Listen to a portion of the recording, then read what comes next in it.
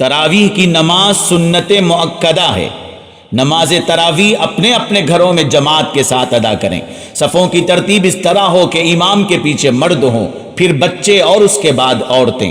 جس طرح فرض نمازوں میں جماعت 2 آدمی سے ہو سکتی ہے، اسی طرح تراویح کی جماعت بھی 2 آدمی سے ہو سکتی ہے۔ ہاں ایک بات یاد رکھیں، فقہاء کرام نے خالص عورتوں کی جماعت کو مکروہ تحریمی قرار دیا، لہٰذا اگر گھر میں صرف خواتین ہوں تو نماز تراویح تنہا پڑھیں۔ البتہ اگر کوئی عورت قرآن کی حافظہ ہو اور تراویح سنائے بغیر قرآن یاد رکھنا مشکل ہو تو ایسی صورت میں تراویح میں عورت کی امامت کی گنجائش ہے، بشرطے کہ اس کی آواز گھر سے باہر نہ جائے، اور وہ درمیان صف میں صف سے ذرا آگے کھڑی ہوگی اور بالکل آگے امام کی جگہ پر سے امامت نہیں کرے گی، اور اس صورت میں نماز عشاء اور وتر عورتیں تنہا پڑھیں۔